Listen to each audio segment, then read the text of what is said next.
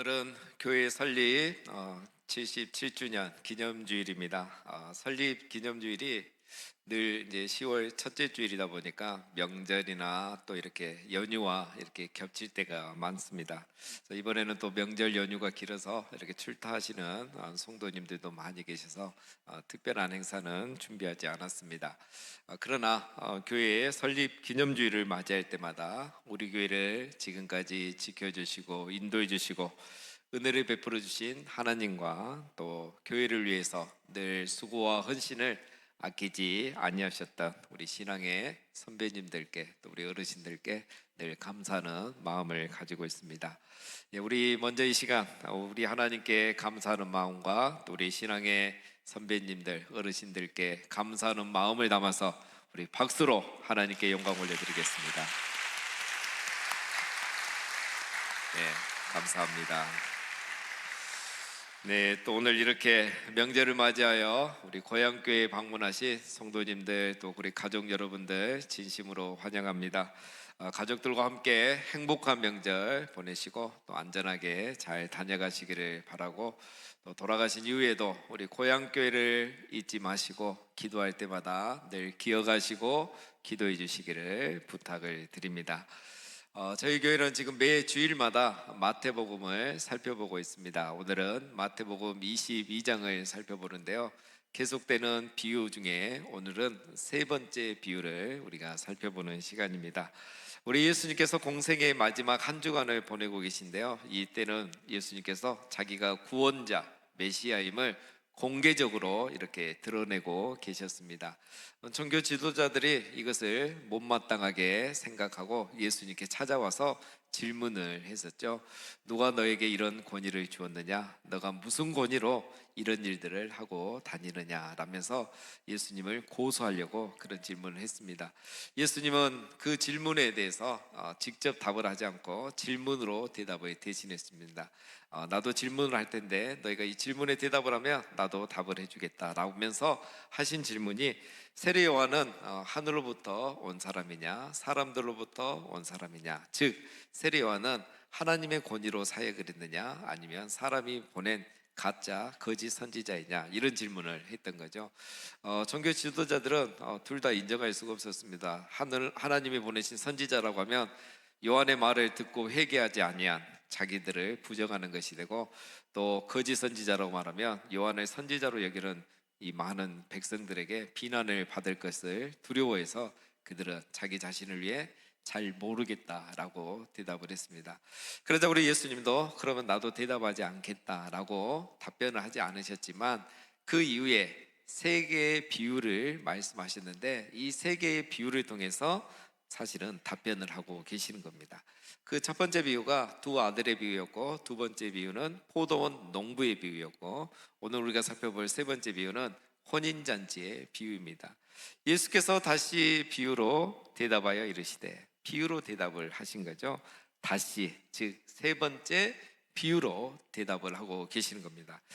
이거 보면 우리 예수님은 참 사랑이 많으신 분이십니다. 예수님이 두 번째 비유를 말씀하실 때 포도원 농부들이 이 포도원 주인의 아들을 죽였다는 이야기를 했는데, 종교 지도자들이 그것을 들으면서 이것은 자기들에 대한 이야기란 것을 눈치를 챘죠. 그래서 예수님을 잡아 죽이려고 했는데 예수님을 메시아로 따르는 사람들이 너무 많아서 그 자리에서 그렇게 하지를 못했었습니다.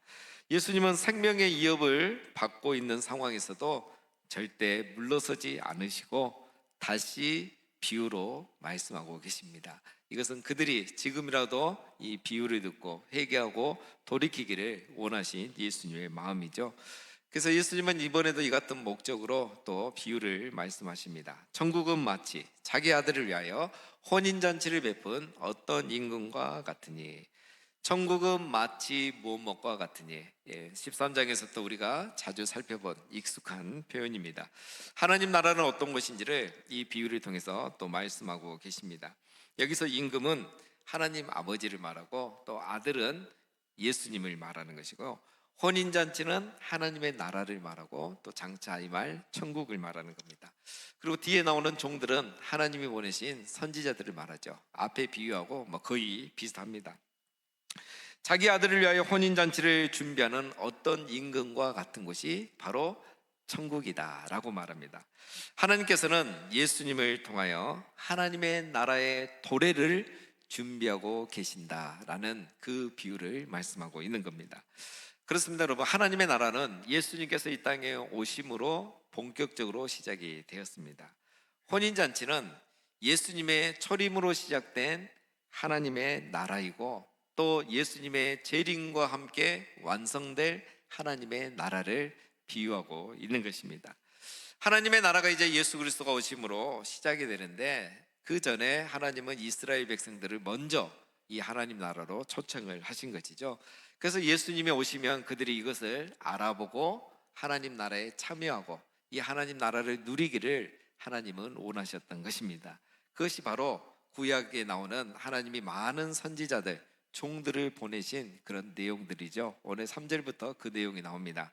그 종들을 보내어 그 청한 사람들을 혼인잔치에 오라 하였더니 오기를 싫어하거늘 다시 다른 종들을 보내며 이르되 청한 사람에게 이르기를 내가 오찬을 준비하되 나의 소와 살찐 짐승을 잡고 모든 것을 갖추었으니 혼인잔치에 오소서 하라 하였더니 그들이 돌아보지도 않고 한 사람은 자기 밭으로 한 사람은 자기 사업하러 갔습니다. 여러분, 임금이 종들을 보내서 혼인잔치 이렇게 초청했는데 사람들이 이것을 거절한 거예요. 첫 번째 종들을 보냈는데 그들은 오기 싫어서 그냥 거절했다는 겁니다. 그래서 임금이 다시 종들을 보냈는데 이번에도 또 거절합니다. 이번에는 어떻게 합니까? 돌아보지도 않고 듣는 척도 않고 완전히 무시했다는 거예요. 여러분, 임금이 초대를 했는데 사람들은 이 초대를 거절을 했던 것입니다. 그리고 거절할 뿐만 아니라 나중에 이 종들을 그들은 잡아서 모욕하고 죽이기까지 했습니다. 6절 7절에 보면 그 내용이 나옵니다. 그래서 임금이 노아에서 군대를 보내고 그 사람들을 다 진멸하고 그 동네를 불살랐다라는 비유가 나오고 있습니다. 여러분, 이 비유를 보면 쉽게 이해가 됩니다. 세 비유가 다 지금 비슷한 이야기를 하고 있는 거거든요. 왕이 사람들을 진멸하고 동네를 불살랐다는 것은 이제 장차 하나님이 이스라엘을 심판하겠다는 거죠. 하나님 나라를 거역한, 하나님을, 예수님을 거역한 이스라엘을 심판하겠다는 내용이고, 이것은 또한 정말론적으로는 하나님을 거절한, 하나님의 나라에 참여를 거절한 이 세상과 사람들을 심판하겠다는 그런 내용을 함께 담고 있습니다. 그렇습니다, 여러분. 예나 지금이나 하나님이 이렇게 끊임없이 초청하고 복음으로 우리를 초대하고 계시는데, 하나님을 거역하고 이 초청을, 복음을 거절하는 사람들이 여전히 많이 있습니다. 여러분, 이 사람들은 이런 초청, 하나님의 초대를 거절할까요? 오늘 이 비유에 나오는 사람들의 반응을 보면 그 시대 사람이나 오늘 이 시대 사람들이나 사실 똑같은 이유입니다. 그들이 초청을 거절한 첫 번째 이유는 진짜 권위를 망각하고 있기 때문입니다. 여러분, 임금이 초청했는데 감히 거절을 하고 있는 거예요. 여러분, 임금의 권위, 왕의 권위는 그 당시면 신의 권위입니다. 신적인 권위예요. 감히 백성들이 왕의 권위를 무시하는 겁니다. 감사한 마음으로 영광스럽게 생각하고 이 초대에 응해야 되는데 왕의 권위를 무시하고 있는 거예요. 그러니까 듣지도 않는 겁니다. 여러분, 이 세 가지 비유는 예수님의 권위에 대한 답변으로 하시는 비유입니다. 그들이 예수님께 질문했죠. 너가 무슨 권위로 이런 일을 행하느냐? 예수님은 하나님이시고 하나님이 보내신 아들이라는 그 권위로 일을 하고 있다는 것을 지금 계속 세 번째 강조하고 있는 것입니다. 그런데 사람들이 왜 예수님을 거절하는 거죠? 왜 받아들이지 않는 거죠? 그것은 바로 이 사람들이 예수님의 권위를 무시하고 있기 때문인 것이죠. 그때나 지금이나 마찬가지입니다. 사람들이 하나님을 믿지 않으려는 것은 우리 하나님이 참 신이시고 만왕의 왕이심을, 그것을 인정하지 않고 있기 때문인 겁니다. 진짜 권위를 무시하고 있기 때문에, 하나님의 하나님 되심, 만왕의 왕 되심을 인정하지 않고 있기 때문에, 그 권위를 무시하고 있기 때문에 사람들이 하나님을 믿지 않는 거죠. 두 번째 이유는 사람들의 교만과 아집 때문입니다. 그 종들을 보내어 그 청한 사람들을 혼인잔치에 오라 하였더니 오기를 싫어하거늘. 왕이 초청했는데 오기를 싫어했다는 거예요. 그냥 오기 싫은 거예요. 왕의 초청을 거절한 것은 그냥 그 초청의 의미를 떠나서 그냥 오기 싫은 거예요. 누가 초대했느냐, 무슨 잔치에 초대받았느냐, 그거 중요한 거 아니에요. 관심이 없어요. 그냥 오기 싫은 거예요. 여러분, 이 시대와 너무 똑같지 않습니까? 교회에 오라고 하면 사람들이 그냥 싫은 거예요. 그냥 교회가 싫은 거예요. 하나님 얘기하면 그냥 싫은 거예요. 왜 싫은지 이유도 없어요. 그냥 교회라는 말, 하나님이란 예수님이란 말만 들으면 싫은 거예요. 그래서 우리가 아무리 교회 오라고 해도 그냥 오기 싫은 거예요. 다른 이유가 없어요. 바로 이게 우리 인간의 교만한 마음과 아집에서 나오는 태도인 겁니다. 우리가 이제 11월 달에 이웃 초청교회를 앞두고 사람들을 초대하다 보면 이런 사람들을 여러분 많이 만나게 될 겁니다. 사람은 너무 착하고 좋으신 분인데, 우리가 함께 우정을 쌓은 시간이 정말 오래되었는데, 아니 교회 가자고만 이야기하면 이유가 없이 그냥 오기 싫은 거예요. 그냥 가기 싫다는 거예요. 이게 설명이 안 되는 거죠. 이게 바로 우리 타락한 인간 안에 있는 교만한 마음, 그리고 아집에서 나오는 태도인 겁니다. 세 번째 이유는 그들이 우선순위를 망각하고 있기 때문입니다. 오늘 4절 5절에 보면 주인이, 임금이 다시 다른 종들을 보냈습니다. 그러면서 뭐라 하기를, 이번에는 옷찬을 다 준비했다. 그리고 소와 살진 짐승까지 다 준비해서 갖추어 놨으니까 오기만 하라는 거예요. 이미 잔치 준비는 끝났으니까. 그럼에도 불구하고 사람들은 돌아보지도 않고, 즉 들은 척도 않고 무시하고 가버린 겁니다. 한 사람은 자기 밭으로 갔다고 했습니다. 자기 밭은 소유이죠. 소유가 많아서 바쁜 거예요. 한 사람은 자기 사업하러 갔습니다. 사업이 너무 잘 돼요. 생업이 너무 잘 되니까 또 바쁜 거예요. 여러분, 왕의 혼인잔치, 이 세상의 연애, 이 둘 중에 무엇이 우선순위고 중요한지를 구별하지 못하고 있는 것입니다. 우리가 살아가면서 무엇 때문에 바빠야 되는지, 무엇 때문에 이렇게 열심히 사는지 우선순위를 지금 모르고 있는 것입니다. 오늘 이 비유에 나오는 세 사람들을 보면 여러분, 이처럼 사람들이 하나님 나라를 거절하는 이유는 이 시대에도 동일한 것입니다. 하나님을 인정하지 않으려고 그런 거예요. 그냥 하나님이 싫은 거예요. 그냥 오기가 싫은 겁니다. 그냥 아집을 부리는 거예요. 토론도 해보고 논쟁도 해보고 설명도 들어봐야 되는데 싫은 거예요. 아집이에요. 고집입니다. 그 다음에 우선순위를 모르는 거죠.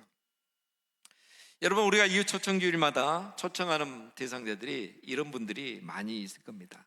아무리 우리가 잔치를 잘 준비해놔도, 또 아무리 좋은 말을 하고 설명을 해줘도 그냥 하나님을 부정하고, 하나님이 그냥 싫고, 교회는 그냥 오기 싫고, 고집을 부리고 우선순위를 다른 데 두고 살아가면서 초대에 응하지 않으려고 할 것입니다. 그러나 우리는 포기하지 말아야 됩니다. 왜냐? 교회의 사명은 그들을 계속 초청하는 것이기 때문입니다. 그래서 여러분, 우리는 해년마다 이웃 초청주를 하고 있는 것입니다. 여전히 사람들은 거절하지만 여전히 우리들은 계속해서 초대하고 초청하는 것입니다. 오늘 이 비유에 보면 임금도 포기하지 않습니다. 이에 종들에게 이르되, 혼인잔치는 준비되었으나 청한 사람들은 합당하지 아니하니 내 거리 길에 가서 사람들을 만나는 대로 혼인잔치에 청하여 오라고 합니다. 청한 사람들은 초청했지만 그들은 거절했죠. 그래서 이제는 내 거리 길에 가라는 겁니다. 사람들을 만나는 대로 초청하라는 겁니다. 이 내 거리 길이라는 것은 사람들이 많이 모이는 장소이고, 또 일반적인 사람들이 모여있는 그런 장소를 말하는 겁니다. 바로 그들이 가서 어떻게 하라는 거죠? 10절에 종들이 길에 나가 악한 자나 선한 자나 만나는 대로 모두 데려오니 혼인잔치에 손님들이 가득한지라. 역시 내거리 길거리 가니까 사람들이 많은 거예요. 악한 자도 많고 선한 자도 많고. 그래서 모든 사람들을 다 초대합니다. 이번에는 그들이 이 초대에 응하는 거예요. 그래서 그들은 초대에 응하고 이 잔치에 참여하여서 혼인잔치가 지금 사람들이 가득하게 된 겁니다. 이 비유도 우리가 쉽게 이해할 수 있습니다. 이 네거리 길에 있는 사람들은 바로 이방인들을 말하는 거죠. 유대인들은 하나님의 나라를 거절하고 그 나라의 창함을 거절하고 하나님 나라에 들어오지 않았지만, 이방인들은 그 초대에 응하고 말씀에 순종하여 하나님 나라에 참여하게 되었다는 것을 비유하고 있는 것입니다. 우리가 앞에 포도원의 농부의 비유를 살펴봤는데, 그 비유에서도 예수님이 마지막에 이렇게 결론을 내리죠. 하나님의 나라를 너희는 빼앗기고 그 나라에 열매 맺는 백성이 받으리라. 오늘 비유의 결론과 똑같은 겁니다. 유대인들은 하나님의 나라를 거절하고 누리지 못하고, 이방인들은 하나님의 나라를 받아들이고 그 나라를 누리게 되는 날이 시작이 되었다는 것입니다. 유대인들은 청함을 거절했는데 이방인들은 청함에 응하였던 사람들인 것입니다. 여러분, 이 세 번째 초청의 대상자들이 누구입니까? 오늘 이 초청에 응하고 청함에 응해서 오는 사람들이 누구입니까? 네거리 길에 있는 사람들. 그 사람들은 선한 자도 있었고 악한 자도 있었습니다. 즉, 이번에는 민족과 신분과 성별과 사람을 구별하지 않은 것입니다. 혼인잔치 초청은 누구에게나 열려 있었던 것입니다. 여러분, 이 비유의 마지막에서 우리는 임금의 사랑과 우리 하나님 아버지의 사랑을 보게 됩니다. 임금은 잔치를 포기하지 않았습니다. 임금은 이제는 이 잔치를 오픈해서 누구든지 초청을 하고 있습니다. 누구든지 청함을 받고 이 청함에 응하면 누구나 잔치에 참여할 수 있게 된 것입니다. 왕의 초청에, 이 왕의 초청, 이 왕의 잔치인데 조건이 없고 차별이 없는 것입니다. 사랑하는 여러분, 이것은 오늘 우리가 구원받은 것과 마찬가지입니다. 여러분, 우리가 하나님의 자녀가 된 것은 우리의 자격 때문이 아니라 하나님의 자비 때문인 것입니다. 네 거리 길에서 선한 자나 악한 자나 다 초대한 것처럼, 차별이 없이 모든 사람을 초대한 것처럼, 우리의 자격을 보지 아니하신 하나님의 자비가 우리를 어린 양 혼인잔치에 청해 주신 것입니다. 그래서 우리가 지금 이렇게 하나님 나라를 누리고 있는 것입니다. 그것이 바로 우리가 복 있는 사람이라는 증거입니다. 천사도 이것을 부러워했습니다. 천사가 요한에게 말하기를 기록하라. 어린 양의 혼인잔치에 청함을 받은 자들은 복이 있도다. 여러분, 우리의 자격 때문이 아니라 하나님의 자비 때문에 어린 양 혼인잔치에 우리가 청함받았다는 사실을 기억하시고 기뻐하시고 감사하시기를 주님의 이름으로 축원드립니다. 임금은 이렇게 네거리 길에서 선한 자나 악한 자나 모든 사람을 이 잔치에 청했습니다. 혼인잔치는 당연히 그 사람들이 다 응하고 오므로 사람들로 북적거렸죠. 그런데 문제가 하나 생겼습니다. 임금이 손님들을 보러 들어올 때 거기서 예복을 입지 않은 한 사람을 보게 됩니다. 대부분의 사람들이 예복을 입고 이 혼인잔치에 합당한 예복을 입고 있었는데 한 사람은 예복을 입지 않고 있었던 겁니다. 여러분, 혼인잔치에 예복을 입고 있는 것은 당연한 것이고 상식이지 않습니까? 우리도 결혼식에 초대를 받아서 이렇게 결혼식장에 가게 되면 그 예식에 맞는 옷을 입고 가지 않습니까? 집에서 입던 그냥 편안한 옷을 입고 예식장에 가는 분은 아무도 없습니다. 그 예식에 가기 위해서 미리 옷을 준비해서 예쁜 옷을 입고 우리는 예식장에 참여합니다. 그것이 바로 나를 초청해 주신 사람에 대한 예의이고 그 예식에 걸맞는 것이죠. 그런데 이 한 사람이 그런 예복을 입지 않고 그 자리에 온 거예요. 그래서 임금이 웬일이냐고 묻습니다. 이르되 친구여, 어찌하여 예복을 입지 않고 여기 들어왔느냐 하니 그가 아무 말도 못하거늘 임금이 사람들에게 말하되 그 손발을 묶어 바깥 어두운 데에 내던지라. 거기서 슬피 울며 이를 갈게 되리라. 예복을 입지 않은 사람이 대답을 못합니다. 당연히 대답을 못하겠죠. 할 말이 없겠죠. 왜? 상식적인 거를, 너무 당연한 걸 안 했기 때문에 그는 대답을 못한 겁니다. 주인은, 임금은 그를 잔치에서 내쫓으라고 합니다. 밖에서 슬피 울며 이를 갈리라. 즉 그는 후회하리라. 너무너무 당연하고 상식적인 걸 안 했고 대접만 받으려고 했기 때문에 당연히 그는 후회하게 될 거라는 말씀인 겁니다. 여러분, 이 마지막 비유의 결론은 우리에게 중요한 교훈을 줍니다. 천국 혼인잔치는 예복을 입은 사람들만 참여할 수 있다는 사실입니다. 초청을 거절한 자와 초대에 응하지 않더라도 예복을 입지 않은 자는 하나님 나라 혼인잔치에 들어갈 수 없다는 겁니다. 초대의 소중함을 무시하고 잔치의 가치를 무시하는 사람들은 혼인잔치에 합당하지 않는다는 겁니다. 혼인잔치의 이 잔치의 참여 조건은 딱 한 가지였습니다. 그것은 바로 예복입니다. 천국의 부요함을 지금 잔치에 비유하죠. 그리고 왕의 관대함을 차별 없는 초청에 비유하고 있습니다. 이 성대한 잔치와 왕의 관대함 앞에 필요한 것은 딱 한 가지, 바로 그 잔치에 참여할 예복을 준비하는 것입니다. 여러분, 예복은 무엇일까요? 예복은 단순합니다. 삶의 열매를 말합니다. 그리스도의 옷을 입고 그 옷에 합당한 삶, 그 옷에 합당한 열매를 맺는 게 바로 예복을 입는 것입니다. 자, 이것은 너무 간단합니다. 왜냐하면 우리가 지금까지 3주 동안 이 비유를 살펴보았거든요. 이 세 가지 비유가 공통적으로 이것을 말해줍니다. 첫 번째 비유는 두 아들의 비유에서 예수님이 강조한 건 뭡니까? 말만무성한 첫째 아들이 아니라 순종하는 둘째 아들, 열매가 있는 둘째 아들을 강조하셨죠. 두 번째 비유, 포도원 농부의 비유에서도 열매 맺는 백성들을 강조하셨습니다. 오늘 이 세 번째 비유도 마찬가지입니다. 예복을 입은 사람들을 강조하고 있습니다. 모두가 다 순종과 삶의 열매를 말하고 있는 비유들입니다. 하나님의 백성은 삶의 열매로 존재를 입증한다는 말씀을 하고 계신 겁니다.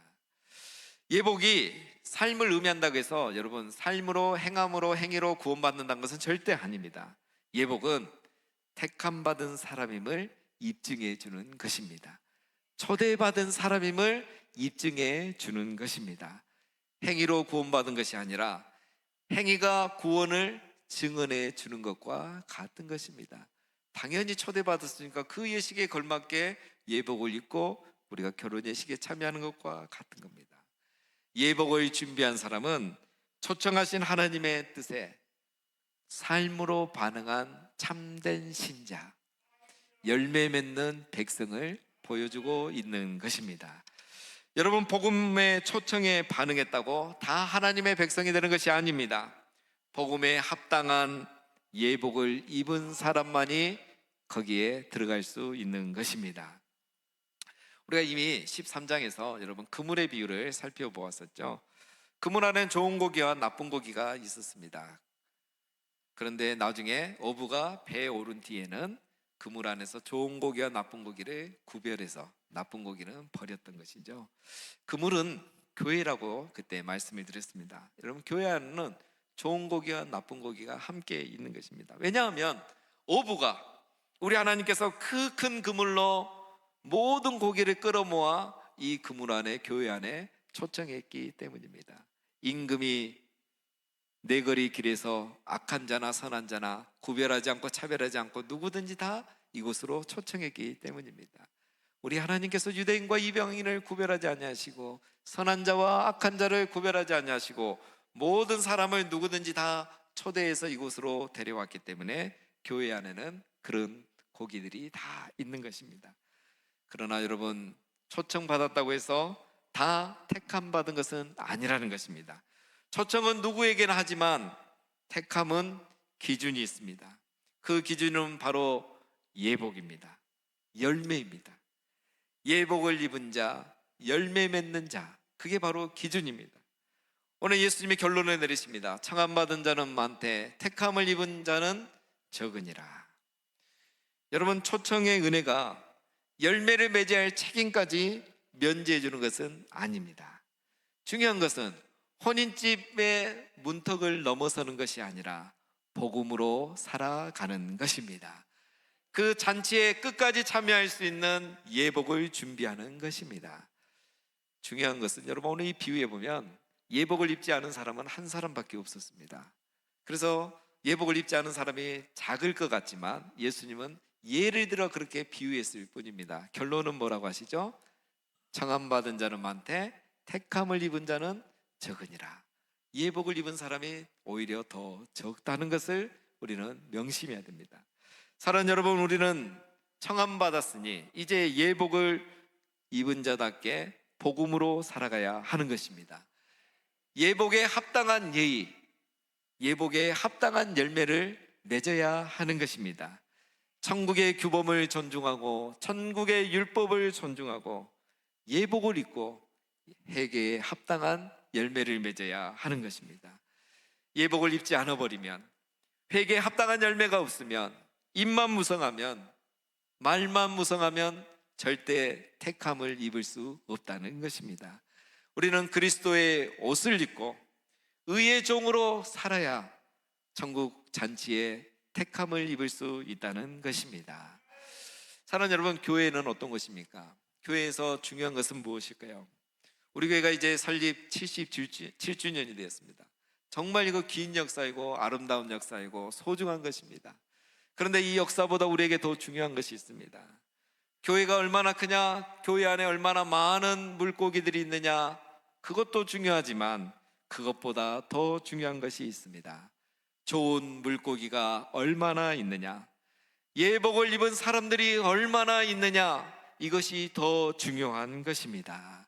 우리는 교회 77주년을 맞이하여 우리 교회가 그런 교회가 되기를 계속 고민하고 기도하고 앞으로 나가야 할 것입니다.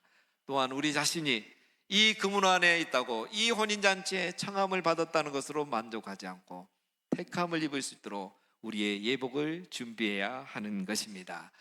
오늘 이 비유는 우리에게 중요한 교훈을 주고 있습니다. 몇 가지로 정리하고 적용하고 마치면, 첫 번째는 사랑하는 여러분, 우리가 이 혼인잔치에, 어린 양의 혼인잔치에 청함을 받았다는 사실만으로도 기뻐하시고 감사하시기를 바랍니다.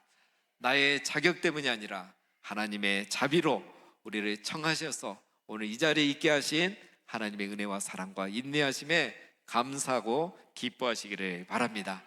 두 번째는 이 혼인잔치에 합당한 예복을 준비하시기를 바랍니다. 지금은 예복을 준비할 때입니다. 예수님이 이미 오셨지만 예수님은 다시 오십니다. 예수님이 이 땅에 다시 오시면 우리는 예수님과 함께 어린 양 혼인잔치에 참여하게 될 것입니다. 그때 입을 예복이 필요한 것입니다. 요한계시록에 보면 어린 양의 혼인기약이 이르렀고 그의 아내가 자신을 준비하였으므로 그에게 빛나고 깨끗한 세마포 옷을 입히도록 허락하였으니 이 세마포 옷은 성도들의 옳은 행실이로다 하더라. 예수님의 신부된 성도는 이 땅에서 자기 자신을 위하여 예복을, 세마포 옷을 준비해 놓는 것입니다.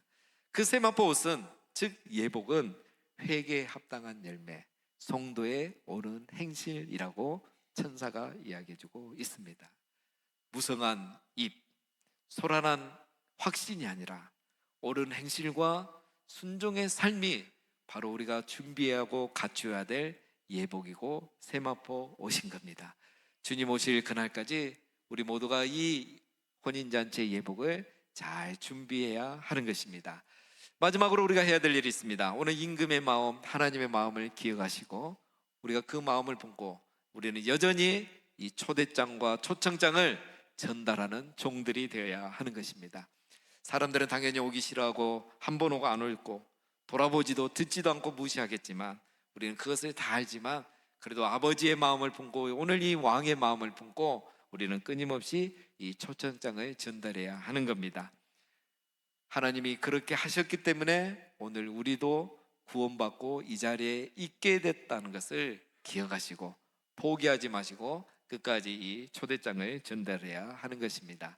그래서 이번 이후 초청주일에 많은 분들이 이 초대에 응하게 되고 또 많은 분들이 택함을 받고 택함을 입은 성도들이 많은 그런 우리 교회가 되기를 주님의 이름으로 축원드립니다.